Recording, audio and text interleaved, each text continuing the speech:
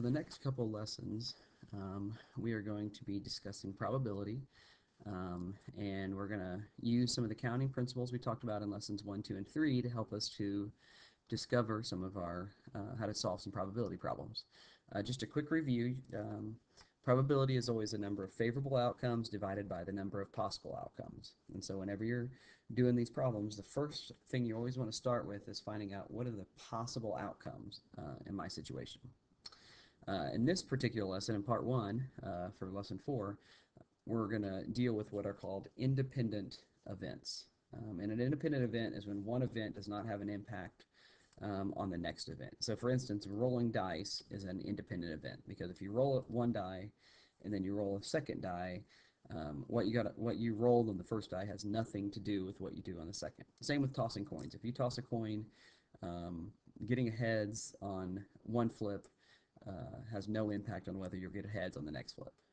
The other thing that occasionally comes up is selecting things with replacement. We'll talk about with replacement and without replacement. With replacement would be, for instance, if you're drawing cards from a deck of cards and you draw a 3 of spades and you put that 3 of spades back into the deck, and then you draw another card. And so that would be with replacement. Another example of with replacement would be a lottery, where when you get your number out, that number gets put back in before you draw the next number. That's what we're talking about. So we're just going to look at a few examples. So example 1 says a person rolls a regular 6-sided die and then he flips a coin, or flips a quarter. So the first thing that can happen is you can get 1, 2, 3, 4, 5, or 6 on the die. And then the second thing that can happen is you can flip a head or a tail on the quarter. So the question is, how many total possible outcomes are there? Well, you could list them, right? You could start by saying a 1 and then a heads, and then a 2 and a heads.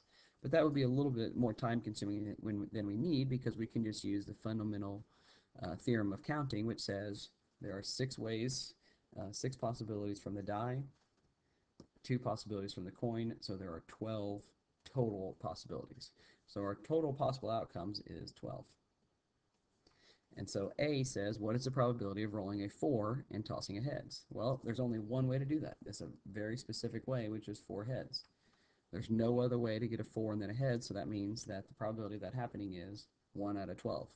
It's actually the same as, the probability of rolling a 2 and a heads or a 3 and a heads. All those would actually be 1 out of 12, because there are 12 different possibilities. So that one was pretty simple.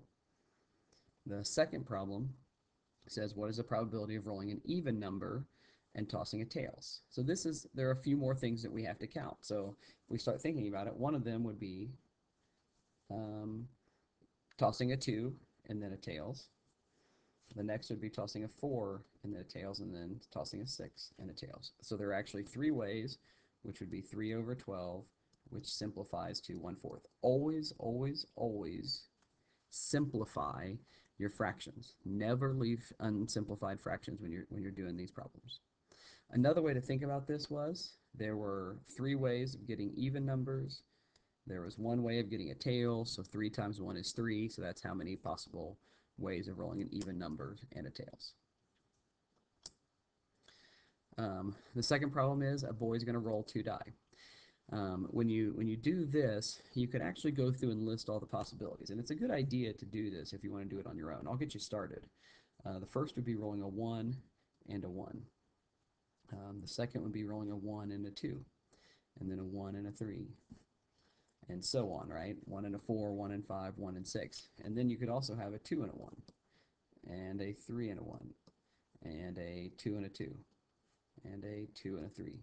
And you can see how eventually you would have a box that is 6 by 6 full of different possibilities. You'd have 6 ways that you can, possibilities on the first roll, and then 6 possibilities on the second roll. So the total number of possibilities is 6 times 6, which is 36. So this asks for, what's the probability that the sum of the rolls is 4? Well, let's list out, how can I get 4? Well, one way to get 4 is 1 and 3. Another way to get 4 is 2 and 2. And there's actually a third way, which would be 3 and 1. These die are completely separate from each other, so you have to consider roll 1, 3, and 3, 1 as 2 different possibilities. So there are 3 ways to roll a 4, 3, positive outcomes, rolling a 4 over 36 total, simplify that to 1/12. So the probability of rolling a 4, or a sum of 4, is 1/12. For B, it says, what's the probability that the product of the rolls is even? Well, you need to think through this one a little bit. And there's actually a couple ways to do this, and I'll show you how to do that. It says the probability that the product of the rolls is even. Well, for that to be the case, then at least one of the numbers must be even. And so if you think about that, if your first roll is a 2, right, then there are 6 ways, 6 possibilities for the second roll, because 2 times anything is going to be an even number. Same thing for 4, there's going to be 6 ways. Same thing for 6, there's 6 possibilities on that second roll, right? Because 2 times 1 is 2, 2 times 3 is 6, those are all even numbers. Same as 4 times 1, 4 times 3, etc. But if you roll 1 with the first time, well, to get an even number, you would have to roll an even number on the second when you're talking about the product. So for the 3 odd numbers on your first roll, there are 3 ways to do it. So that would give you 27 total ways. So it would be 27 out of 36, and that 27 just comes from counting up those 18 ways and these 9 ways. And that simplifies to 3 over 4. Now, the easier way to do this problem would be to say, if the product of the rolls is not even, that means it's odd. The only way for you to have odd would be to roll an odd the first time and an odd the second time. And there are 3 ways of rolling an odd the first time, 3 ways of rolling an odd the second time. So there are 9 ways of rolling 2 odd numbers. And so those 9 ways, if you subtract it from 36, gives you 27. And so that would be what's called doing the converse. You found out what the converse of what you're trying to do, and then that gave you the total number. So 27 over 36 just equals 3/4, which is the probability that the product of the rolls is even. Okay, C says, what's the probability that the sum of the rolls is greater than 9? So that means the sum is either 10, which would be, the ways of getting 10 would be 6, 4, 5, 5, 4, 6. 11, which would be 6, 5, 5, 6, and 12, which would be 6, 6. So there are 6 positive outcomes, still 36 total. And so when you simplify 6 over 36, you get 1/6. And so there are 1/6, 1/6 probability that the sum of the rolls is greater than 9. Okay, D says, what is the probability that the sum of the rolls is at least 4? Well, if you did this, you'd have to go through, just like I did on that last problem, and list out how many ways can you get 5, 6, 7, 8, 9, 10. Well, that'd take a long time to do. So the better way to do it is to do the converse, or the opposite. If it must be at least 4, that's everything but 2, 3, or 4. So how many ways can I get a sum of 2? Well, that's just a 1 and a 1. How many ways can I get sum of 3? Well, 1, 2, and 2, 1. And then sum of 4, it says that the probability of the sum of the rolls is at least 4. So actually 4 is included in this here. So that means 4, 5, 6. So these are the only ones that are not at least 4. So if there are 36 positive total outcomes and there are 3 negative outcomes, that means there are 33 positive outcomes. So 33 over 36 is 11/12. So 11/12 of the times that you roll a pair of dice, you get 11. There's a 11 out of 12 times you get a sum of at least 4.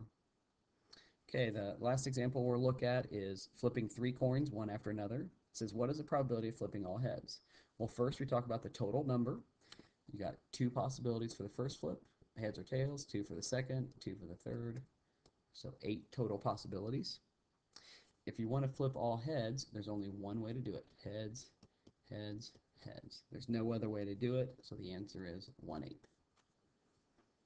says, what is the probability of flipping at least 2 tails? Well, you need to list out all the possibilities. So at least 2 tails would be, you could start by just flipping the 2 tails first. You could do tails, heads, tails, or heads, tails, tails. So that's flipping 2 tails. Or since it says at least 2 tails, you could also flip 3 tails in a row, which would give you a 4th positive outcome. There are 8 possible, so 4 out of 8 equals 1/2. So there is a 1/2 probability of flipping at least 2 tails when you flip 3 coins in a row, which means there's a 1/2 possibility of flipping at most 1 tail, which would be the opposite of this situation.